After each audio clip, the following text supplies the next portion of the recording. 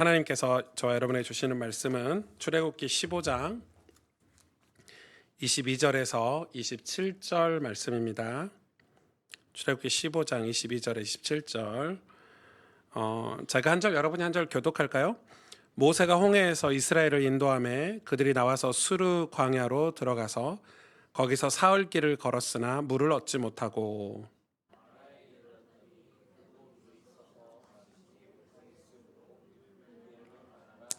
백성이 모세에게 원망하여 이르되 우리가 무엇을 마실까 하매.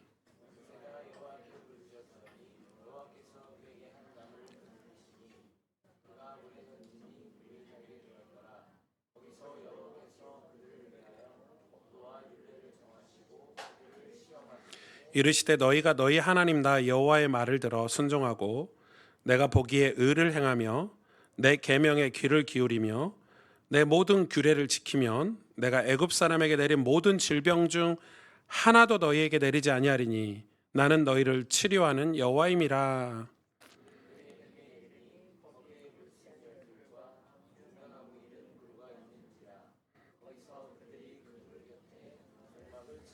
아멘. 도대체 왜라는 제목으로 오늘 설교를 들으시면 왜 이 제목을 정했는지 알 수 있으실 것 같아요. 사실 제가 이 15장 앞에 보면 이 홍해를 건너고 나서 모세가 이제 찬양하는 모세의 노래, 그리고 선지자였던 미리암의 노래, 이렇게 기록이 되는데 지금 건너뛰었어요.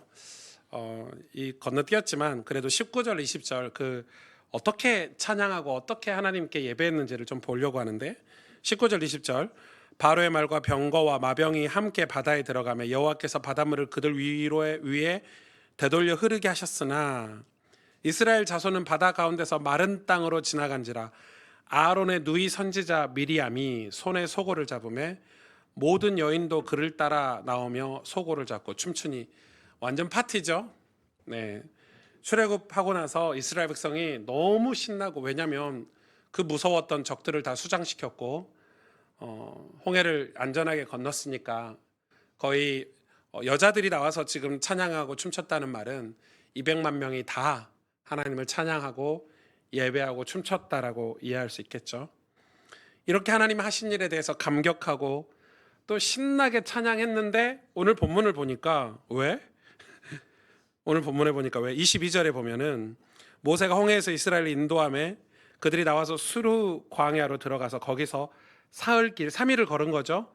사흘 길을 걸었으나 물을 얻지 못하고. 3일을 걸었는데 거기에 뭐가 없어요? 물이 없대요. 여러분, 3일이나 걸었는데 물이 없으니까 이 상황이 어떤 상황인지를 한번 볼까요? 애굽에서 나왔을 때 물들을 조금씩 가지고 나왔겠죠. 그 물도 다 떨어지고, 홍해를 건너면서 식량도 떨어지고, 이제 3일을 더 걸어가야 되는 거예요. 뜨거운 햇빛이 가득 내리쬐는 사막과 같은 광야를 걸어가야 되는데, 여러분 200만 명이 어린아이와 아이들, 거기는 환자들도 있었겠죠. 물이 없이 3일을 걸어간다. 상상을 해보세요. 그래서 이 순종해서 이 하나님이 가리키는 방향으로 걸어갔어요. 물이 없으니까. 그러다가 어디를 가게 됐냐면 마라라는 곳을 갔어요. 사실 마라가 아니라 우물을 하나 만난 거죠. 이 우물에 물이 있어서 얼마나 신나요? 그래서 이 물을 먹었는데 물이 어떤 물이라? 쓴물이라. 그래서 거기를 마라라고 이름을 지은 거예요. 마라라는 쓰다라는 뜻이에요. 그러니까 쓴물을, 참 우리 하나님 너무 하시는 거 아니냐. 방금 3일 전에 찬양하고 막 하나님 영광 받으세요 소고 치고 춤추고 노래 부르고 했는데, 3일 동안 물이 없어서 너무 힘들게 왔는데 물을 만났어요. 그럼 기쁘고 감사해야 되잖아요. 근데 마시지 못하는 물, 쓴물이에요.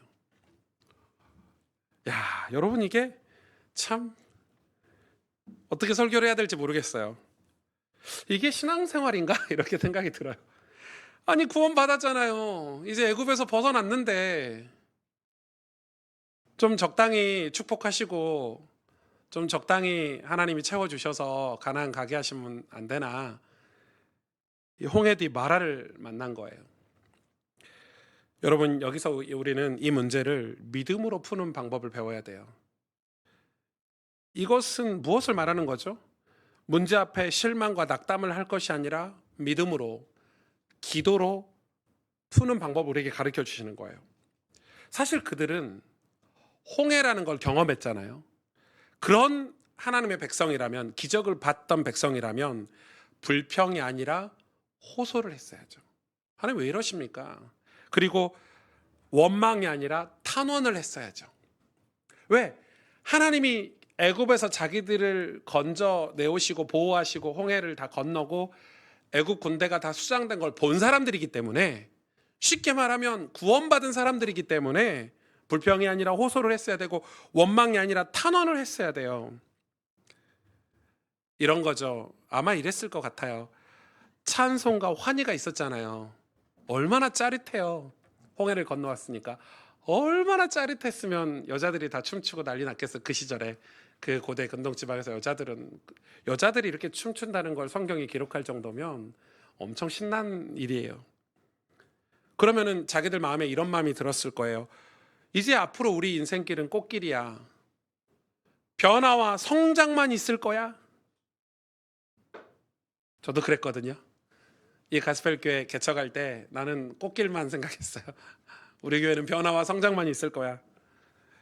하나님이 꽃길 위에서 하나님이 나와 동행하시는 기쁨만 있을 줄 알았는데, 고작 3일길, 물 없는 3일길 걷고 그 앞에서 만난 게 쓴물을 만난 거, 먹을 수 없는 물을 만난 거예요. 뭐 하나 나아질 것 없는 인생, 그 안에서 미친 듯이 흔들리는 내 인생. 여러분, 부정할 수 없는 현실 아닌가요? 이 앞에 안 흔들릴 사람이 있어요? 3일 동안 물 없이 가다가 물을 만났는데, 우물을 만났는데 우물이 쓴물이에요. 이 앞에 부정할 수 없는 우리의 현실이라고 말하지 않을 사람이 있는가요? 제가 그 3년 전에 그 큰 꿈을 가지고 이 박사과정에 지원해서 지금 공부를 하고 있죠. 4년째 지금 학교를 다니고 있는데, 제가 박사과정을 한 건 개인적인 욕심 때문에 한 건 아니에요. 저희 교회가 이제 교단을 옮기면서 우리 교회 인지도라든지 또 우리 성도들에게 좋은 교수님과 목회자를 모시고 오기 위해서는 제가 곰곰이 기도하고 생각하다가 공부밖에 방법이 없더라고요. 그래서 그다음 한 3년 동안 교수님들도 오시고 좋은 목사님들도 모시고, 또 어제는 제가 박영선 목사님과 통화도 했거든요. 그러니까 이게 전부 학교 덕이죠. 사실은 제가 공부를 하고 있는 거에 대한 어떤 이 덕인데, 사실 이 박사가 저하고 어울리진 않아요. 왜냐면 이게 사실 현실적으로 목회와 병행하기가 쉽지가 않고, 학비도 비싸고 또 시간도 엄청나게 잡아먹어요. 그럼에도 이게 필요하다 판단해서 이 길을 가고 있는데, 이 학교를 가서 제일 친하게 지내는 교수님 한 분이 계시는데, 그게 바로 이상규 교수님이라는 분이에요. 근데 이상규 교수님 좀 문제가 많아요. 왜 문제가 많냐면, 저를 보면 오박사 그래요. 미칠 것 같아요. 제발 오박사라고 좀 안 했으면 좋겠는데, 심지어는 다른 교수님들한테 아유 여기 오박사라고 이렇게 소개를 해요. 그럼 교수님들은 진짜 오박사인 줄 알아요. 저는 박사 과정에 있는 학생이다고 박사가 될 확률이 매우 떨어지거든요. 심지어는 이제 작년 초부터는 본인 시험 감독을 아예 저한테 전담을 하셨어요. 그래서 신대원 학생들 중간고사, 기말고사 시험 감독을 제가 들어가는데, 그 인사를 꼭 시키시거든요. 여기 여러분 선배인데 오 박사님이라고 이렇게 진짜 어디 지구멍 찾아서 들어가고 싶은데, 저는 그 박사가, 여러분 지금 우리 과에서 박사가 되시는 분들이 5%밖에 안 돼요. 과정 마치고 7년 안에 박사 논문을 내야 되는데, 이제 목회와 병행하는 분들이 많다 보니까 주로 여자들이 박사 학위를 받지 남자들은 거의 못 받아요. 쉽지 않죠. 제 나이에 이 목회를 병행하면서 박사 받기가. 근데 그게 문제가 아니고, 사실은 그건 제 핑계고, 교수님이 자꾸 저희 우편으로 제가 이제 박사 자료들을, 저한테 이제 논문 쓸 자료들을 보내오세요. 엄청 고맙죠.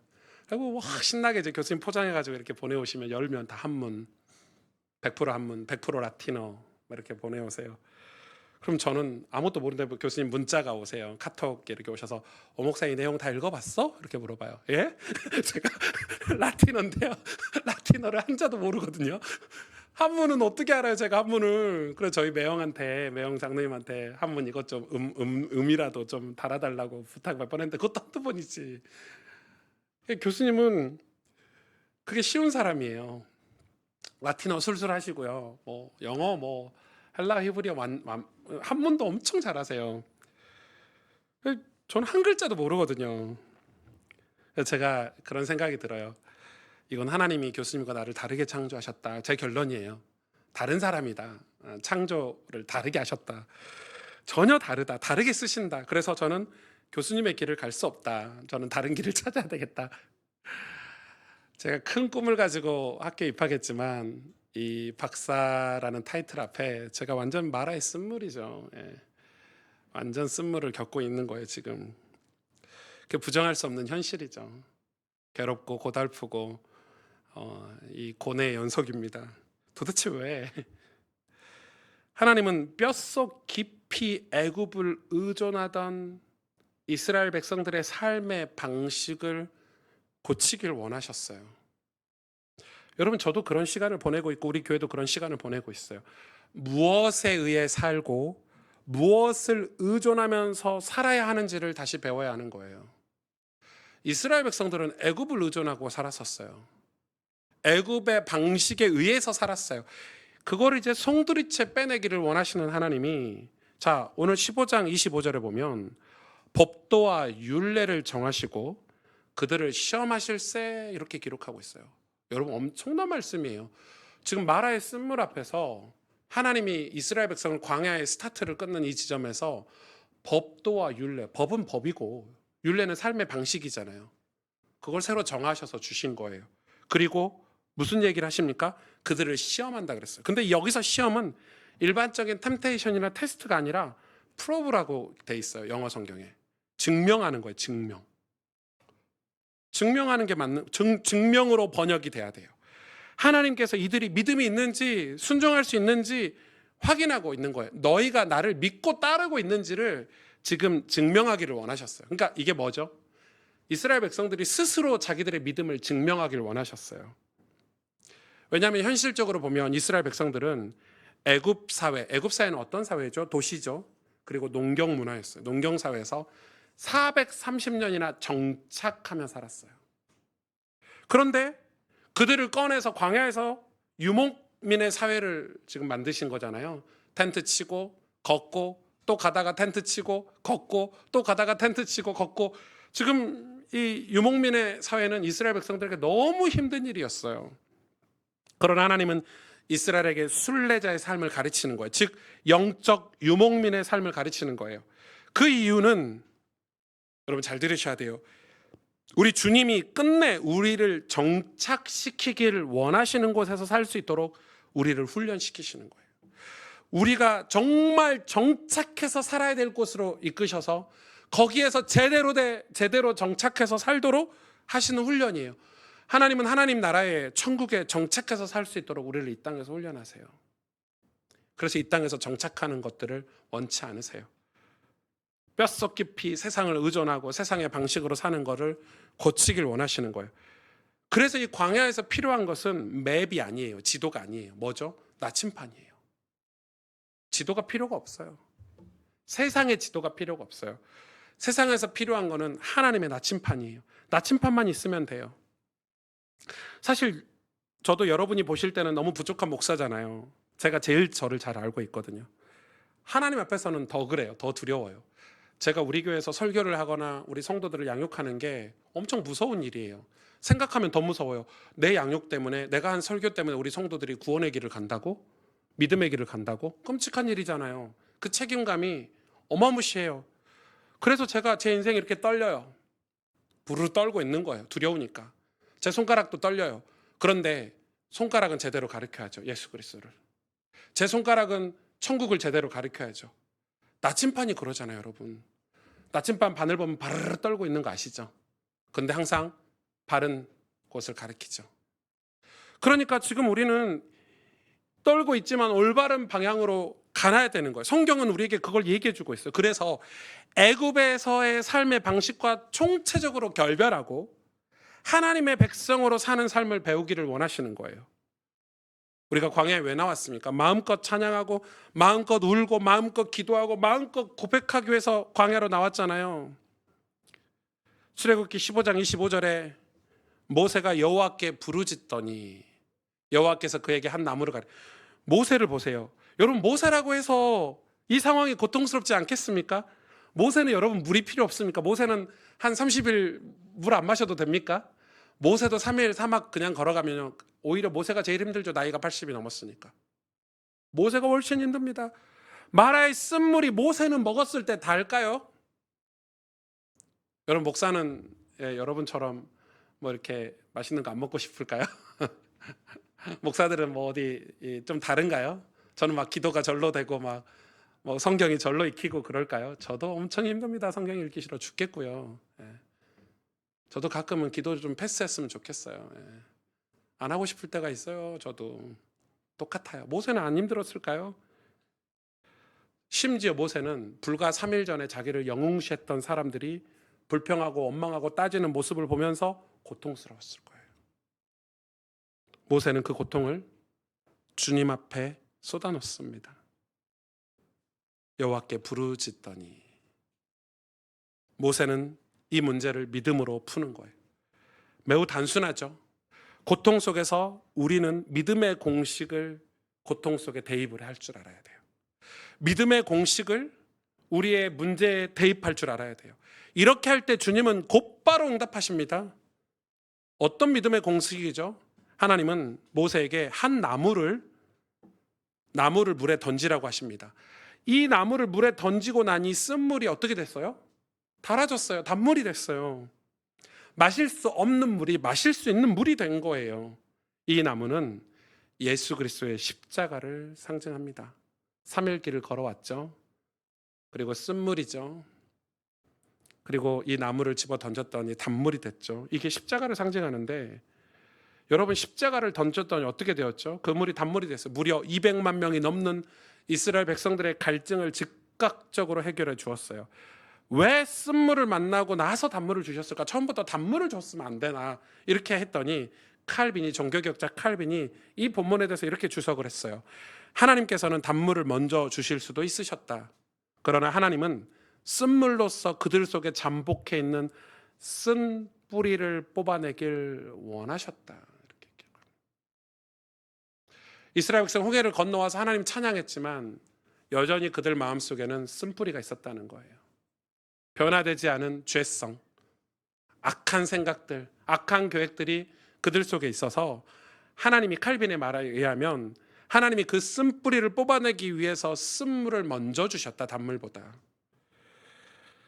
출애굽기 오늘 본문 26절에 이르시되 너희가 너희 하나님 나 여호와의 말을 들어 순종하고 내가 보기에 의를 행하며 내 계명에 귀를 기울이며 내 모든 규례를 지키면 내가 애굽 사람에게 내린 모든 질병 중 하나도 너희에게 내리지 아니하리니 나는 너희를 치료하는 여호와임이니라. 여호와 라파가 처음 나오죠. 여호와 라파임이니라. 하나님이 애굽 사람들에게 내렸던 질병을 하나도 내리지 않겠대요. 뭐 하면요? 하나님을 온전히 순종하고 그의 계명을 따르고 그의 규례를 지키면, 그래서 이 규례와 법도를 오늘 주신 거예요. 여러분, 공부라는 게 뭐죠? 공부는 깨달음을 목적으로 하는 거죠. 학문 중에서 공부는 우리가 공부해라 하는데, 그래서 공부는 깨달음이 목적이에요. 공부를 했는데 깨달음이 없다, 그건 공부가 아니죠. 그래서 수학에서 이 오답 체크라는 게 있는데, 뭐 다른 과목들 다 오답 체크가 있죠. 오답 체크를 반드시 해야 되는 거예요. 오답 체크를 안 하고 넘어가면, 내가 틀린 문제를 오답 체크를 안 하잖아요. 그러면 내가 틀렸는지 맞았는지 모르고 평생 살아야 돼요. 죄송합니다. 오늘 수학 전문가들이 계시는데 저는 수능 포기자인데 죄송합니다.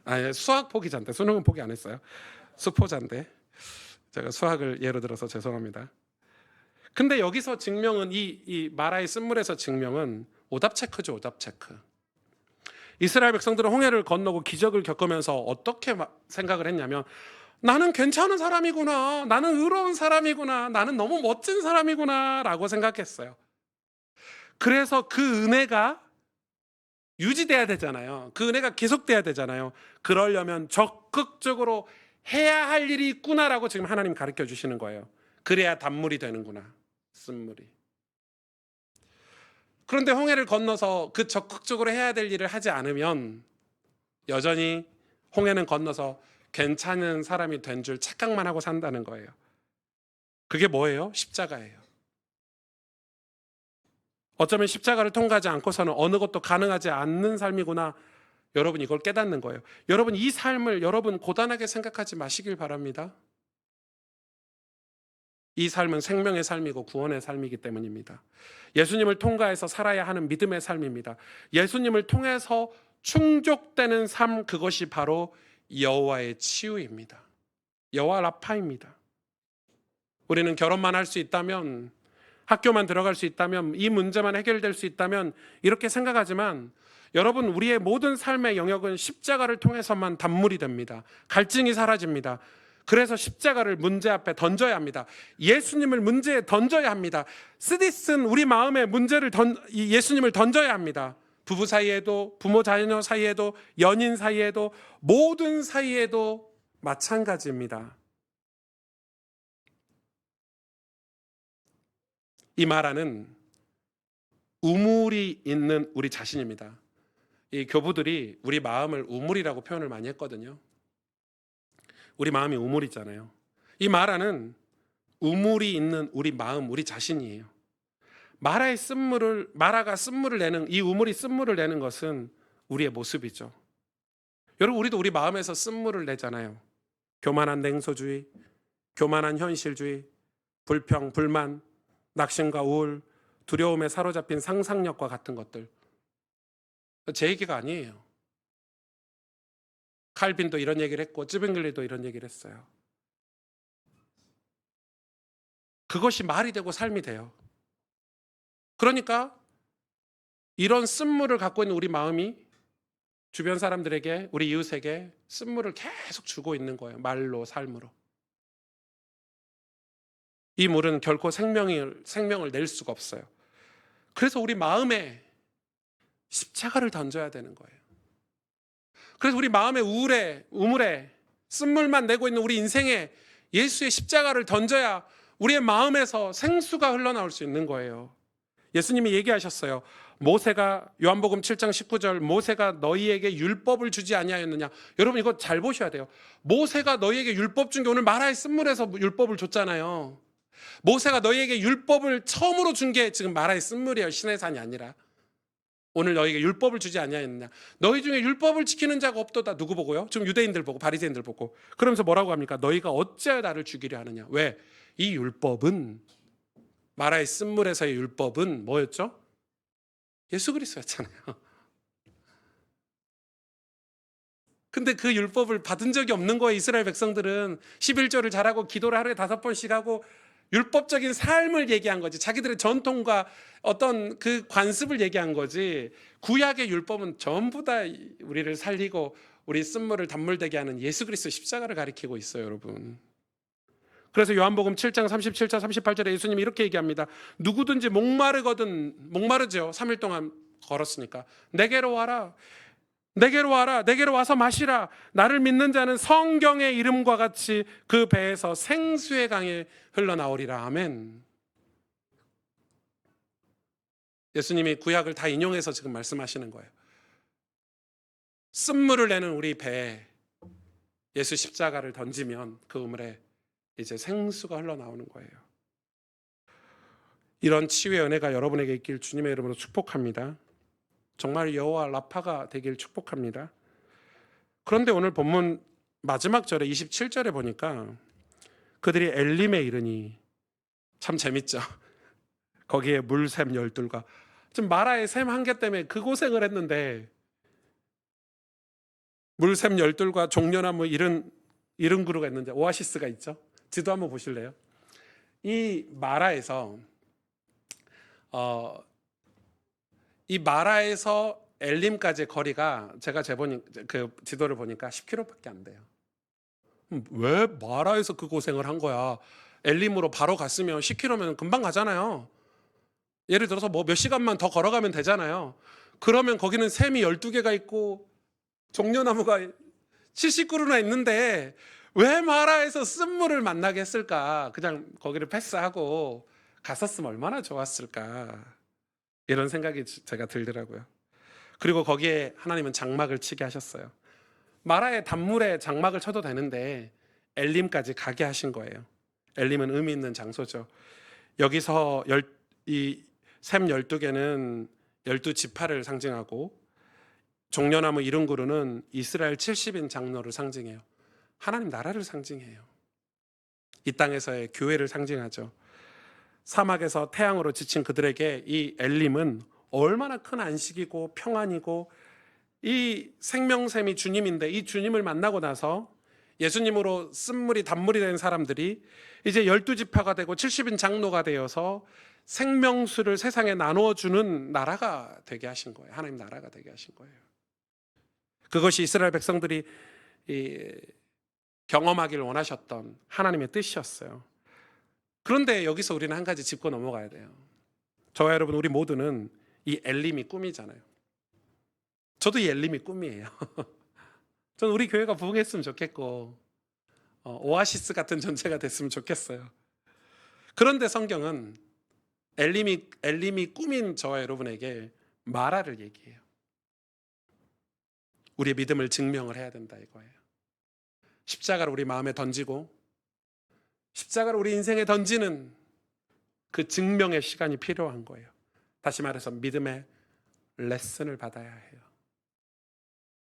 믿음의 레슨을 받아야 돼요. 우리 교회는 그래서 진짜 항복할 시간이 필요해요. 하나님께 주님 앞에 순종하는 믿음을 통과해서 엘림을 마주하게 될 거예요. 이게 여러분 잘못하면 불행 끝 행복 시작 이렇게 메시지할 수도 있는데 이런 세상적인 개념이 아니에요. 하나님의 숨겨진 의도가 엘림에도 있는데, 엘림에도 한없이 머물고 싶겠죠. 오아시스니까. 그러나 엘림은 가나안이 아니에요. 또 짐 싸서 가야 돼요.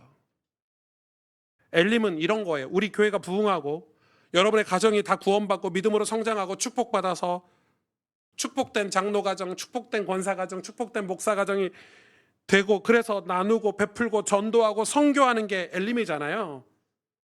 그런데 거기가 우리의 최종 목적지가 아니라고 가르쳐 주시는 거예요. 엘림도 어쩌면 하나님이 우리에게 증명을 요구하시는 마라와 같아요. 거기서도 증명해야 돼요.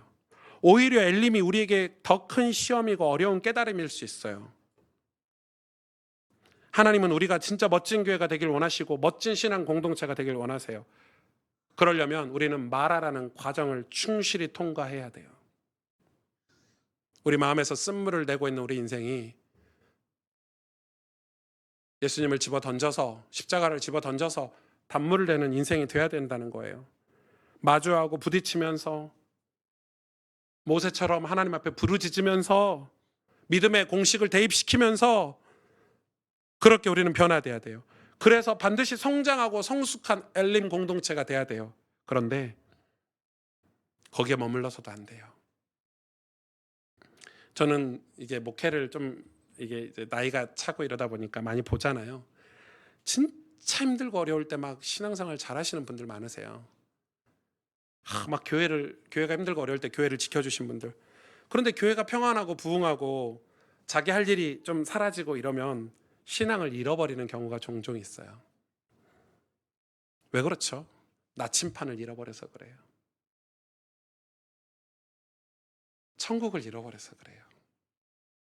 엘림에 정착해버려서 그래요.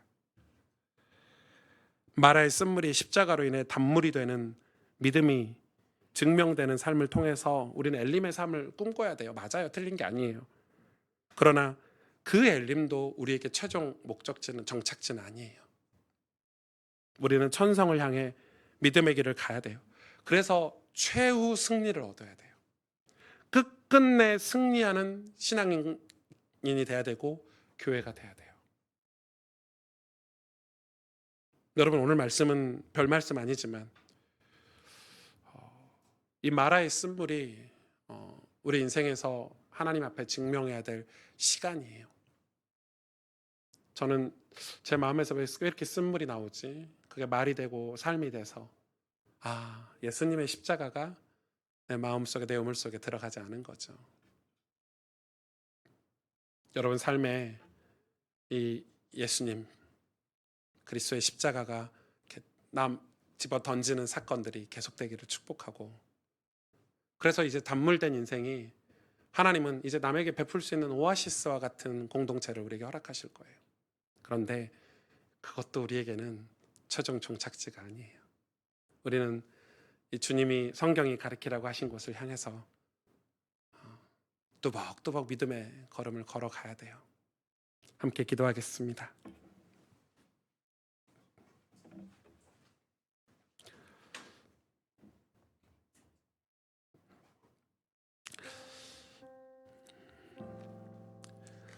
여러분 말씀을 들으면서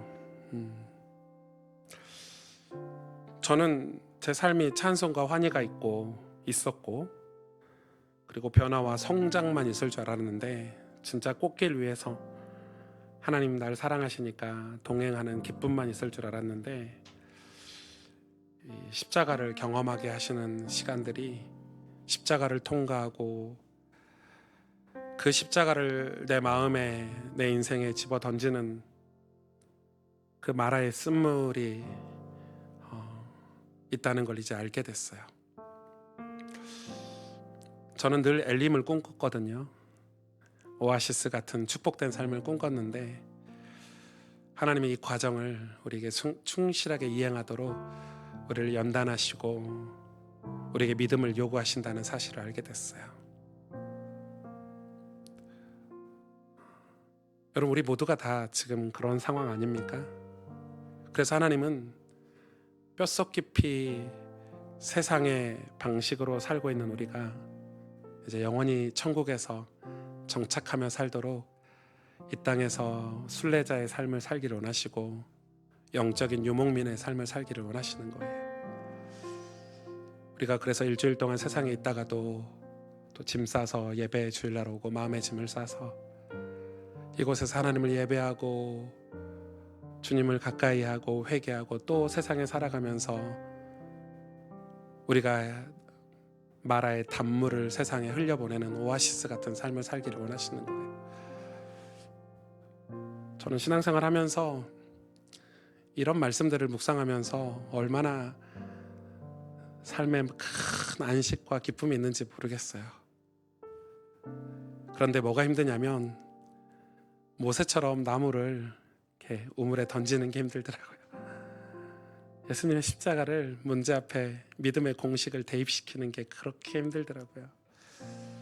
여러분 오늘 말씀을 듣고 이 믿음의 공식이에요, 공식. 예수님도 똑같은 얘기를 하셨어요. 바리새인들에게. 모세가 너에게 율법을 주지 않았냐? 그런데 왜 나를 죽이려고 하느냐? 내게 와서 마시라. 너희 배에서 생수가 흘러나오리라. 이렇게 말씀하고 계세요. 우리 예수님이 내 삶에, 예수님이 내 인생에 정말 중보자로 계시는지, 희생 제물로 계시는지,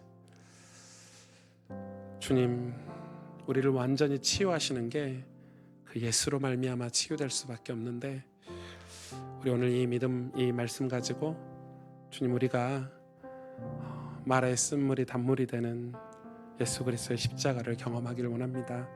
우리 하나님 앞에 함께 마음을 담아서 기도하도록 하겠습니다. 하나님 아버지 감사합니다.